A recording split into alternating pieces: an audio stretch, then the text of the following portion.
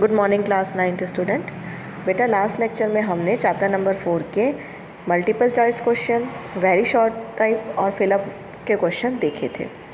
आज बेटा हम देखेंगे उसके आगे के क्वेश्चन। तो फर्स्ट क्वेश्चन है बेटा आपका, draw a sketch of Bohr's model of an atom with 3 shells, है ना। ये जो स्केच है ये आपकी बुक में भी दिया हुआ है। मैंने आपको समझाया भी था कि बोर्स ने जो एक मॉडल दिया था कि किस तरीके से जो है एटम के अंदर इलेक्ट्रॉन डिस्ट्रीब्यूटेड है, तो उन्हें अलग अलग शेल्स बताई थी और कितने शेल्स में कौन सी शेल में कितने इलेक्ट्रॉन्स होते हैं उनके बारे में भी उन्होंने बताया था।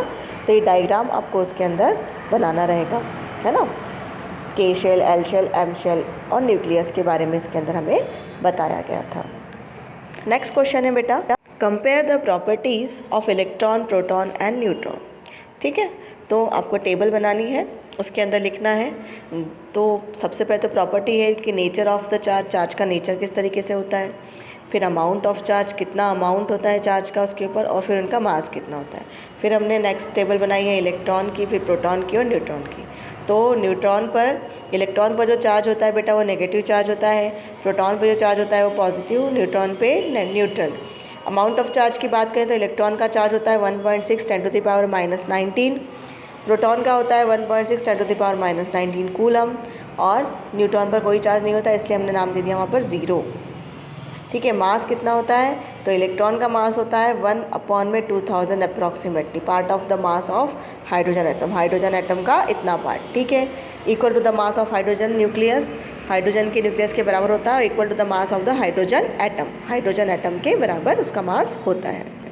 नेक्स्ट क्वेश्चन है बेटा आपका, describe Bohr's model of the atom, है ना। बोर्स ने जो मॉडल दिया था उसको आपको क्या करना है, डिस्क्राइब करना है। देखिए, Niels Bohr put forward the following postulate about the model of an atom. मैंने आपको समझाया था कि ये क्या कहलाते हैं, ये पॉस्टुलेट्स उन्होंने दी थी हमें कुछ, और उन्हीं के बेसिस पर उन्होंने एटम का जो मॉडल है वो दिया था कि किस तरीके से उसके अंदर इलेक्ट्रॉन डिस्ट्रीब्यूट हो सकते हैं।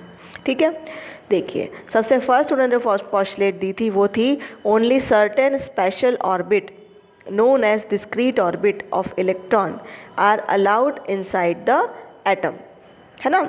क्या था कि केवल डिस्क्रीट ऑर्बिट होगी जिसके अंदर इलेक्ट्रॉन होगा और वही एटम के अंदर क्या होगी, अलाउड होगी। दूसरी पॉस्टुलेट उन्होंने दी थी, while revolving in discrete orbit the electron do not radiate any energy, है ना। और उन्होंने बताया था कि जब भी इलेक्ट्रॉन इस ऑर्बिट के अंदर घूमेगा तो वो किसी भी टाइप की एनर्जी रेडिएट नहीं करेगा, है ना। जो कि क्या, किसका ड्रॉबैक था, रदरफोर्ड के मॉडल का ड्रॉबैक था कि उनसे क्वेश्चन किया गया था कि अगर वो घूम रहा है और घूमते घूमते अगर वो वापस न्यूक्लियस के अंदर आ जाता है तो क्या वो अपनी एनर्जी रेडिएट करेगा, तो इसका जवाब वो नहीं दे पाए थे। तो उसी ड्रॉबैक को उन्होंने लिया और आगे उसको फॉरवर्ड किया कि नहीं, ऐसा नहीं होगा, अगर वो उस ऑर्बिट के अंदर घूम रहा होता है तो वहाँ पर वो कोई भी एनर्जी रेडिएट नहीं करेगा। ठीक है, और दूसरा क्या बताया था कि डिस्क्रीट ऑर्बिट में ही इलेक्ट्रॉन जो है वो रहेंगे, बाकी किसी ऑर्बिट में वो वहाँ पर नहीं घूम पाएंगे। क्वेश्चन है बेटा आपका, what are the features of Rutherford atomic model. जो रदरफोर्ड एटॉमिक मॉडल था बेटा उसके क्या क्या फीचर्स थे उनके बारे में आपको यहाँ पर बताना है। ठीक है, तो देखिए, Rutherford put forward the nucleus model of an atom which had the following feature. सबसे फर्स्ट फीचर था, there is a positively charge centre in an atom called the nucleus, है ना। जो न्यूक्लियस था वो पॉजिटिवली चार्ज सेंटर था atom के अंदर। Nearly the mass of an atom reside in the nucleus, और इसका पूरा की पूरा मास कहाँ पर होता था, न्यूक्लियस के अंदर होता था।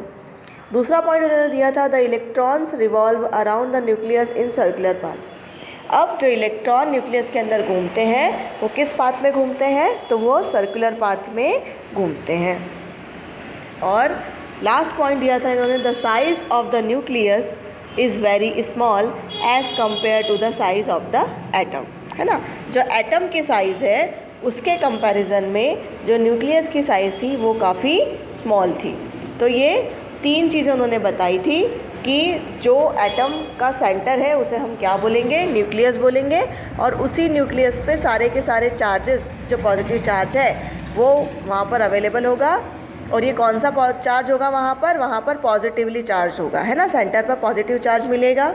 ठीक है। और जो इलेक्ट्रॉन है वो सर्कुलर पाथ में, वहाँ पर सर्कुलर पाथ को फॉलो करते हुए घूमेगा, और जो साइज़ होगी न्यूक्लियस की वो काफ़ी छोटी होगी।